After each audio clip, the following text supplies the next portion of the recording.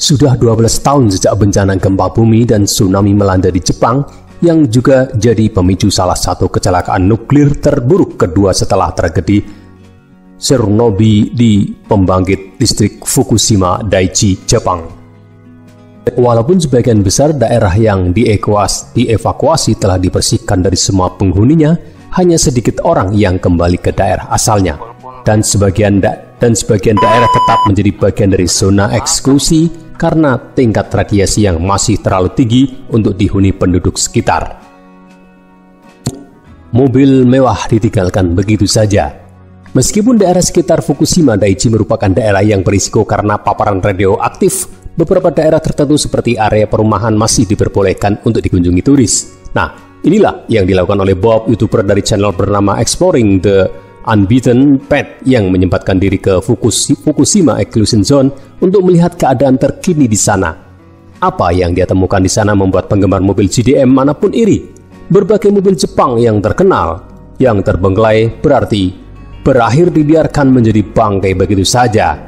Penelusuran Bob menemukan berbagai jenis mobil sport yang ditinggalkan pasca bencana nuklir 2011. Beberapa seperti Toyota Crown Comfort, Suzuki Jimny, Mitsubishi Evo, Skyline, Z3 Nissan ZX, S15 Nissan Silvia, MK4 Toyota Supra, Mazda Corolla, Toyota MR2, Honda S2000, Subaru RX STI, dan Subaru Forester STI, ditambah segudang K-Car.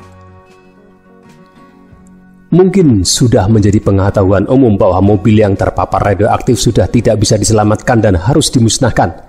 Namun, pernahkah kalian terpikir, kenapa tidak ada orang yang ingin merestorasi mobil bekas radiasi di suatu tempat di mana radioaktif bukan menjadi permasalahannya? Pertama, ada pada regulasi di mana pemerintah Jepang mensyaratkan mobil harus memiliki maksimal kadar radioaktif sebesar 0,3 mikrosievert agar dapat diekspor ke luar negeri. Bahkan sempat ada kasus mobil bekas impor dari Jepang yang diketahui terpapar radioaktif dijual secara bebas di seluruh dunia, yang menjadi latar belakang dari regulasi ini. Kedua adalah fakta bahwa mobil yang terpapar radiasi radioaktif sudah tidak bisa diselamatkan, karena metal yang terekspos oleh radioaktif akan semakin memburuk rigiditasnya dan mulai merapuh, yang pada akhirnya lebih rawan mengalami keretakan ataupun berubah permukaan metal seiring dengan berjalannya waktu. Pada akhirnya memang disayangkan mobil yang mungkin jadi incaran para antusias berakhir menjadi rongsokan seiring dengan berjalannya waktu. Namun pada akhirnya menyelamatkan mobil yang terpapar radiasi radioaktif sendiri tidaklah sepadan dengan resiko yang mungkin baru akan terlihat jalannya dalam beberapa waktu yang akan datang pada diri sendiri, orang lain maupun lingkungan sekitar. Seorang fotografer profesional dan pembuat film asal Polandia, Arkadiusz Podneskinsky, 43, bulan lalu mendatangi lokasi yang sempat diisolasi di Jepang, yakni di Prefektur Fukushima. Lokasi itu sempat ditutup akibat bocornya reaktor nuklir pasca gempa dahsyat pada 11 Maret 2011. Gempa tersebut juga memicu tsunami setinggi lebih dari 15 meter.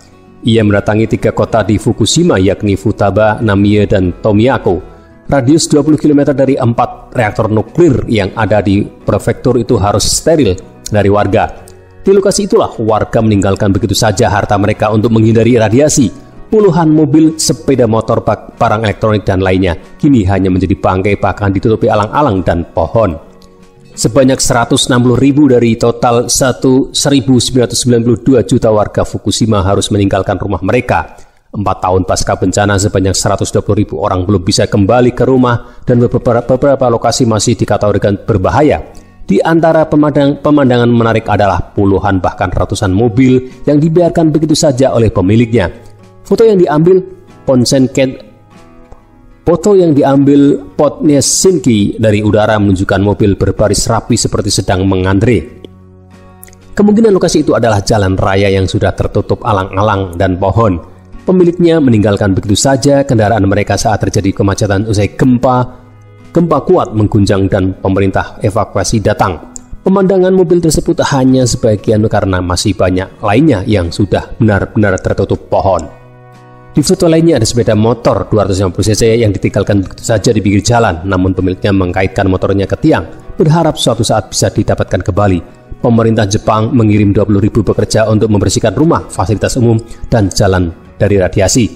Suatu saat pemukiman di beberapa kota terdampak radiasi itu bisa hidup lagi.